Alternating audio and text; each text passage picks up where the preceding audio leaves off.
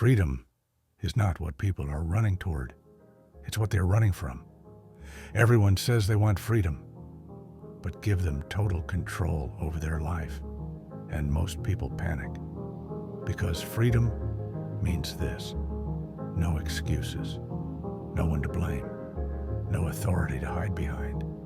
Nietzsche believed this is why most people prefer obedience, not because they are forced, but because responsibility is terrifying.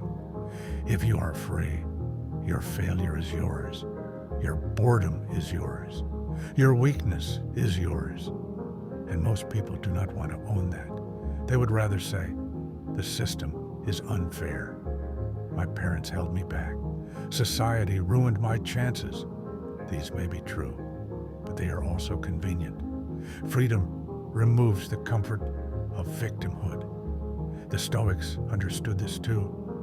Epictetus taught that real freedom is not political, it is psychological. You are free only when your mind is not dependent on praise, security, status, or approval. But that kind of freedom is lonely. It means you cannot outsource your meaning, you cannot borrow your values, you cannot hide behind crowds. Nietzsche called this the path of the higher man. Not higher morally, but higher in burden. Because freedom is heavy.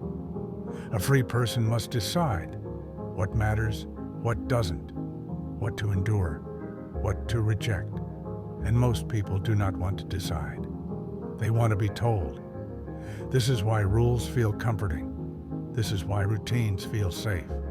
This is why institutions feel protective. They replace personal judgment with collective judgment.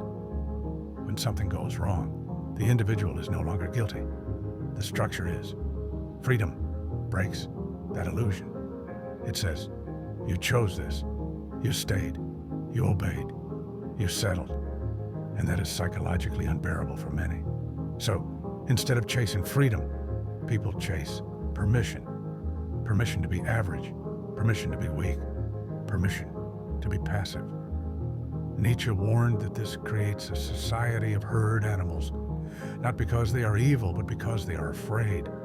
Afraid of standing alone, afraid of being responsible, afraid of being wrong. Freedom demands strength, and most people are trained for safety. People don't hate tyranny. They hate disorder. They don't want freedom. They want stability. Machiavelli understood something modern people refuse to admit.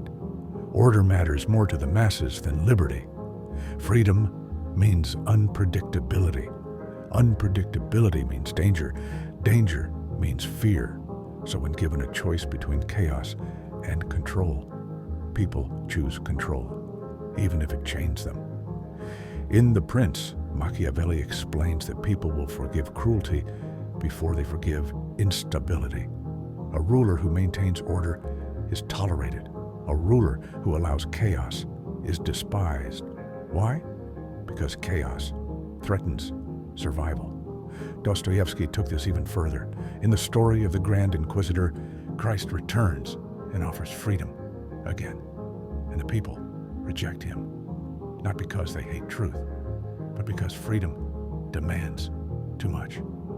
The Inquisitor says, man prefers bread to liberty, not because bread is noble, but because bread is certain. Freedom offers no guarantees. Authority does. Authority says, this is right, this is wrong, follow this, avoid that.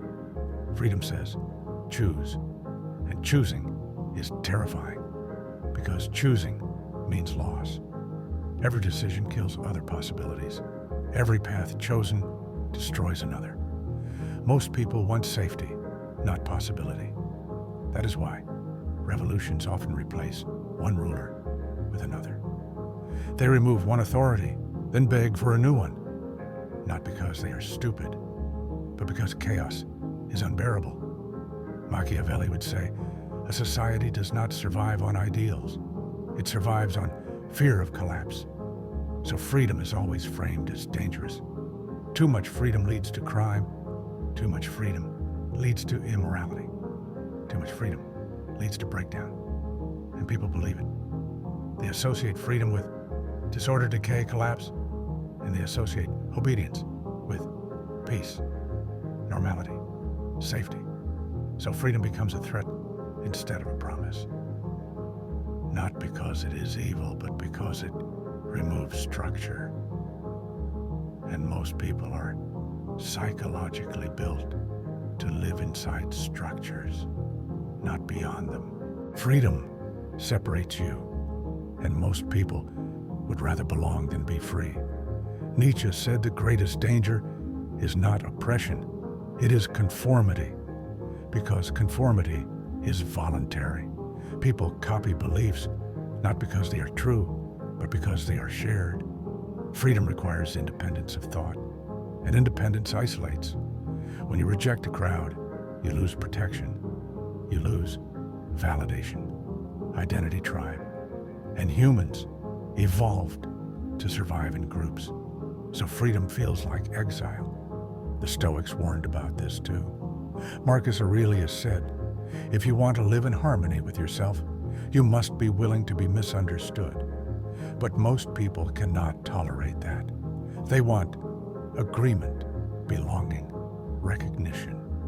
So they adopt the morality of the group, the fears of the group, the goals of the group, and call it choice. But it is safer to be wrong with many than right alone. Freedom exposes this. It forces you to ask, do I believe this? Or was I taught it? Do I want this? Or do others expect it? That question alone is destabilizing because it threatens identity. If your values were chosen by you, you're free. If they were inherited, you're obedient. Most people never make that distinction, so they confuse comfort with truth and numbers with meaning. Nietzsche warned that mass society would produce a type of human who fears standing out, not because they are weak, but because isolation feels like death.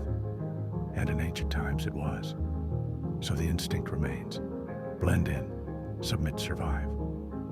Freedom requires you to override that instinct, to risk rejection, failure, being alone, which is why freedom is praised in theory and avoided in practice.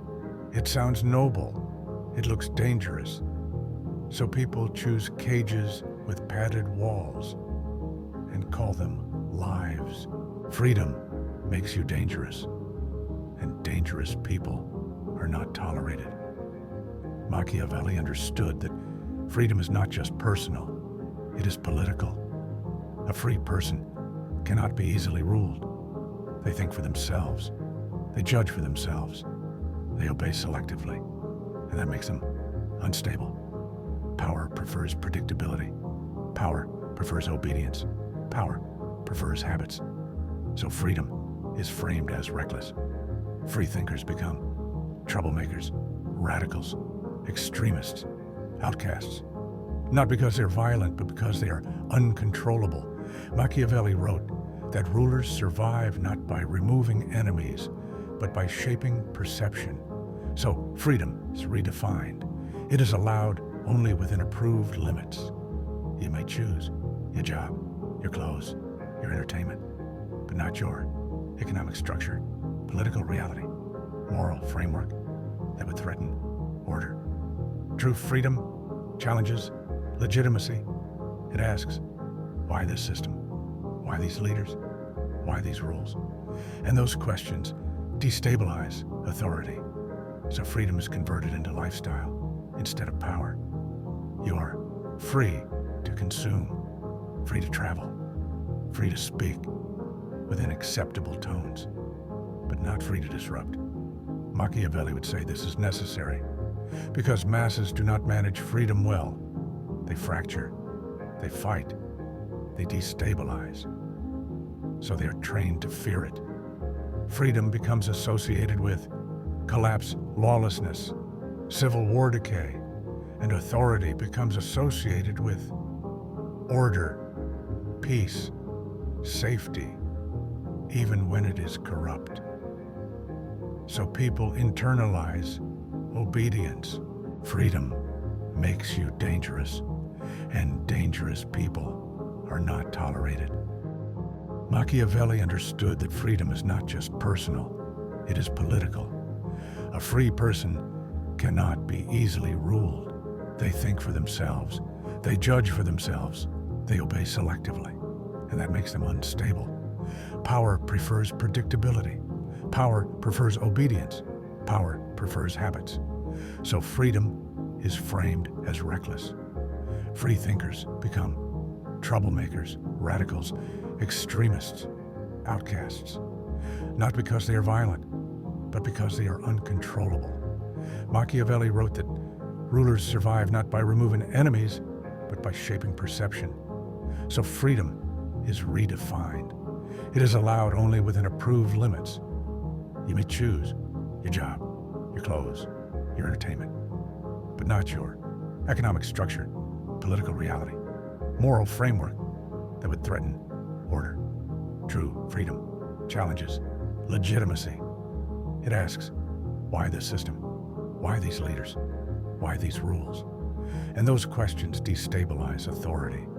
So freedom is converted into lifestyle instead of power. You are free to consume, free to travel, free to speak within acceptable tones, but not free to disrupt. Machiavelli would say this is necessary because masses do not manage freedom well. They fracture, they fight, they destabilize, so they are trained to fear it. Freedom becomes associated with collapse, lawlessness, civil war, decay, and authority becomes associated with order, peace, safety, even when it is corrupt. So people internalize obedience. They defend the cage because the outside looks dangerous, not because they love tyranny, but because they fear instability more. Freedom is not terrifying because it is violent. It is terrifying because it removes control from those who manage society. And people are taught to see that loss of control as loss of safety. So they trade autonomy for protection, not forced, persuaded. Freedom reveals who you really are, and most people don't want to see that. The Stoics believed that freedom meant self-rule, not political independence, but inner sovereignty. You are free when your desires don't own you, your fears don't command you, your anger doesn't drive you. But that requires brutal honesty. It requires asking, why do I want this? Why do I avoid that? Why do I repeat this? Freedom removes distraction, and distraction protects ego. Most people would rather stay busy than become aware, because awareness reveals cowardice, envy, weakness, dependency, not as insults, but as realities. And reality is painful. So people build identities instead. They call themselves victims, fighters, rebel survivors, but rarely examine their motives. Freedom threatens these stories. It says, you're responsible for your reactions. You choose your thoughts. You feed your habits. That is unbearable to the ego. It is easier to believe, I had no choice. This is just how I am. The world made me this way. These narratives protect comfort, but they destroy freedom, because freedom requires ownership.